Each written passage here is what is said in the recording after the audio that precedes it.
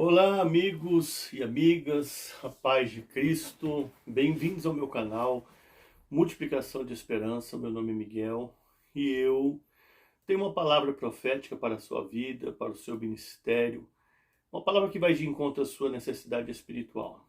Antes de entrarmos no texto, gostaria de pedir para você, inscreva-se no meu canal, nos ajude nesta obra, deixe o seu like, compartilhe esta mensagem, para que muitas outras vidas venham ser alcançadas. Toque o sininho para receber sempre novas notificações desse trabalho, desta obra, deste ministério que está caminhando juntamente de mãos dadas com o Senhor. Eu quero meditar em Gênesis 28,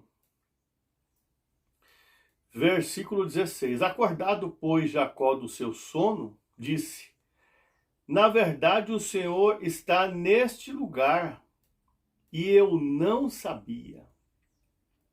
Interessante o comentário que Jacó faz. Ele está relatando que Deus estava naquele lugar, naquele ambiente, naquele cenário qual ele se encontrava, errante, fugitivo, pois ele estava vindo da casa de seu irmão Esaú, e ele tinha praticado um ato ilícito, ele tinha roubado o direito de primogenitura de seu irmão Esaú. Ele estava então com problemas. E eu acho muito interessante que ele só percebe que a presença de Deus está naquele lugar, naquele cenário, naquele ambiente, depois que ele tem uma visão. E se você acompanhar a partir do versículo 12 em diante aqui de Gênesis 28, a visão que ele teve foi a seguinte: ele viu uma escada posta na terra, anjos de Deus subiam e desciam. Logo em seguida, o Senhor se apresenta a ele nessa visão e diz para ele: eu sou o Senhor Deus de Abraão, de Isaque. E aí ele não menciona de Jacó, que seria ele próprio que estava ali tendo a visão. O Senhor diz apenas: e te darei essa terra a ti e a tua semente. E por que Deus não diz eu sou o Deus de Abraão, de Isaque, e se refere a ele também, e de Jacó? Porque Jacó não tinha uma história com Deus ainda. Jacó não tinha ainda comunhão com Deus. Ele estava saindo da casa de seu irmão, fugitivo, errante, e tinha lesado seu irmão. Então Deus ainda tinha que tratar do seu caráter.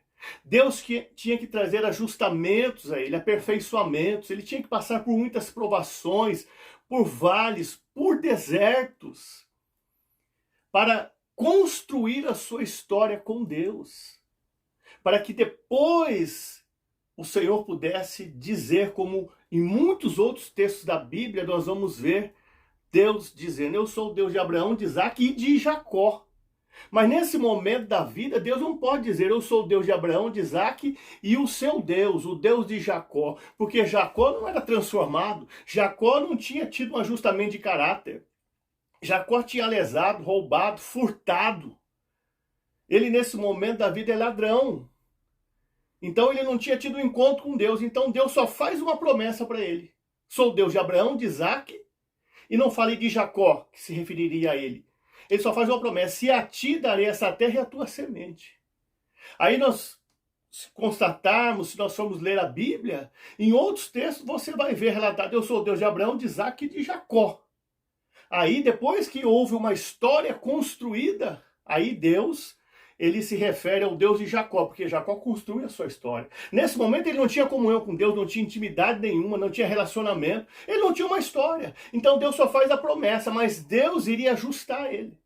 Deus iria trazer um tratamento de caráter para ele. Deus iria colocar ele na olaria. Deus iria afunilar para ele. Ele ia passar pelo processo do pilão. Mas nesse momento ele não pode dizer para ele: eu sou o Deus de Jacó, de você, meu filho. Ele fala da promessa. Mas o que nós vamos tratar nesse momento não é praticamente isso. O que eu vou deixar aqui bem frisado para todos nós, o que eu acho muito interessante, é que Jacó só passa a entender que Deus estava naquele lugar, naquele cenário, naquele ambiente, depois da visão. Foi o que ele disse aqui, ó. Acabei de ler. Acordado, pois, Jacó do seu sono, diz: na verdade, o Senhor está neste lugar e eu não sabia. Sabe o que eu quero participar para vocês que estarão assistindo esta mensagem? Existem milhões de crentes no mundo inteiro, em vários ministérios no mundo inteiro, que nunca vão conhecer o propósito de Deus, o plano de Deus, a forma como Deus quer usar eles, a forma como Deus quer enviar a eles, porque eles vivem querendo definir a presença de Deus em certos lugares, em certos ambientes e em certos cenários. Para você compreender, existem milhões de crentes que estão numa congregação. De repente eles dizem: Deus não está nesse lugar. A pastora não me cumprimenta, o pastor não me cumprimenta, o irmão A, B e C também não me cumprimentou, fez cara feia para mim. Olha, não recebi uma visita ainda, não estou sentindo o calor dos irmãos, das irmãs nesse lugar. Deus não está nesse lugar. Deus não está nesse cenário. Vai para outra congregação. Passa 1, 2, 3 meses, estava indo tudo bem, de repente, não, Deus não está nesse lugar não. Ó, tá tendo levante contra a minha vida. Estão me perseguindo, estão me isolando, estão me deixando de lado. Eu não estou sentindo comunhão, não estou sentindo paz nesse lugar. Deus não está nesse lugar. Deus não está nesse ambiente. Deus não está nesse cenário. Você pode compreender? E passam a vida inteira indo de congregação, congregação, ministério, ministério, dizendo que Deus não está naquele lugar. Mas eu quero deixar bem claro para você que lugares, que ambientes, que cenários não definem a presença de Deus. Nós que temos a presença de Deus é que temos que definir que a presença de Deus estará nesses lugares, nesses ambientes, nesses cenários. Dá para você compreender?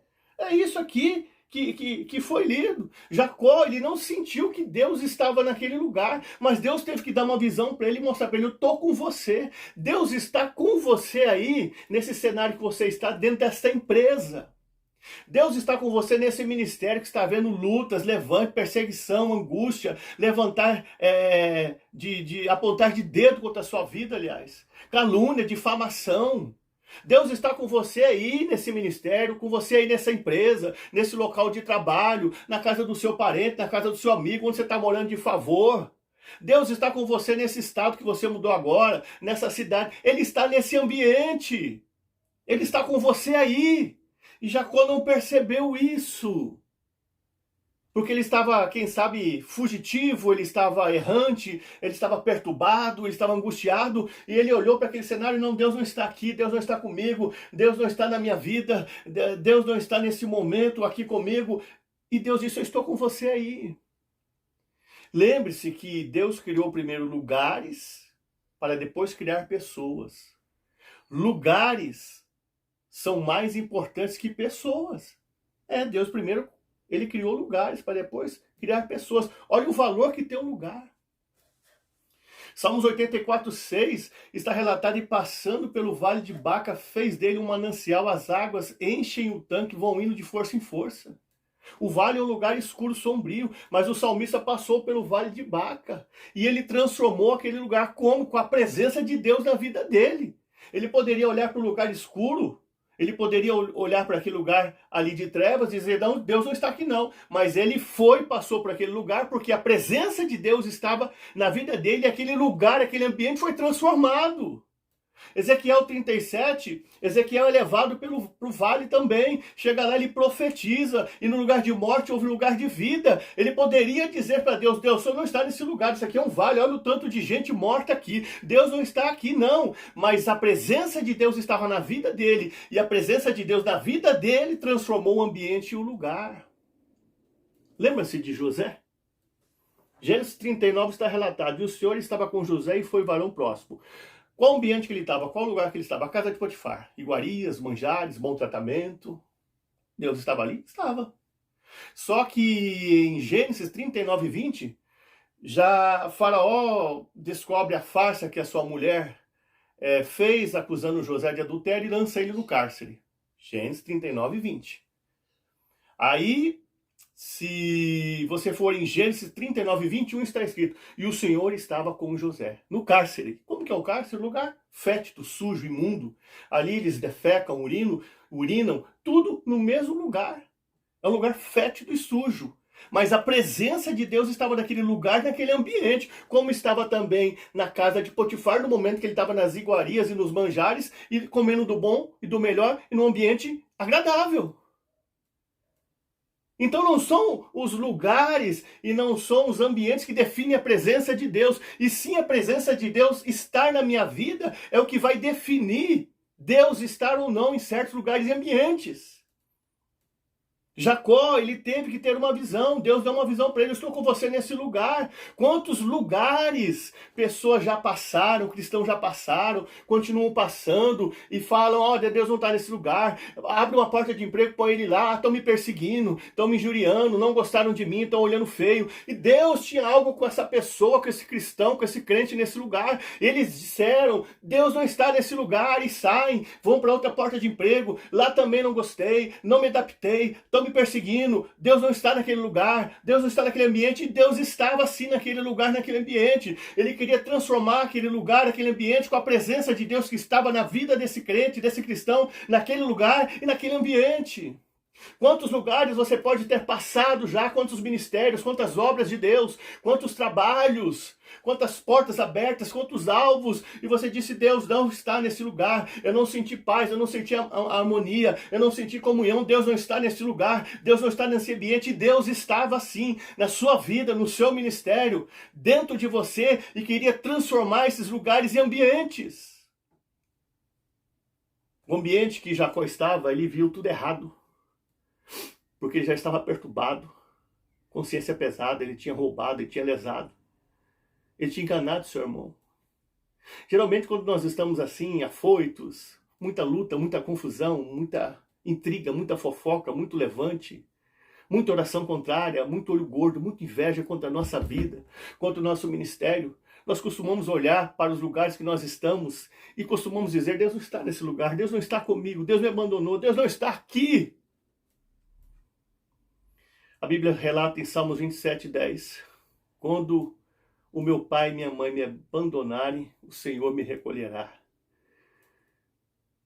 Em Mateus 28:20, da parte B, está escrito: eis que eu estou convosco todos os dias até a consumação dos séculos.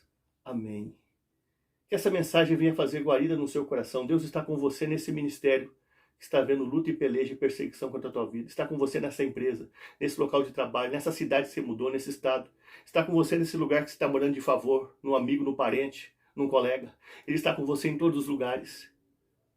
Não são os ambientes, os lugares que definem a presença de Deus, mas sim a presença de Deus estar na minha vida. É o que define Deus estar em um lugar, em um ambiente. Que essa palavra faça guarida no seu coração. Fique com esta mensagem no seu coração. Quem sabe como Deus avisou para Jacó, que estava naquele lugar, naquele ambiente, para ele tomar consciência disso, que Deus estava com ele naquele lugar, ele pode estar usando esta mensagem na minha vida para dizer para você que ele está com você nesse lugar, nesse ambiente, que ele plantou você para dar frutos, para fazer a diferença, para mudar, para iluminar, para ser sal e luz, para resplandecer como um astro. As portas do inferno não podem prevalecer contra a igreja do Senhor. Deus está com você, nesse lugar que Ele te plantou, nesse ambiente. Faça a diferença aí. Fique com esta mensagem.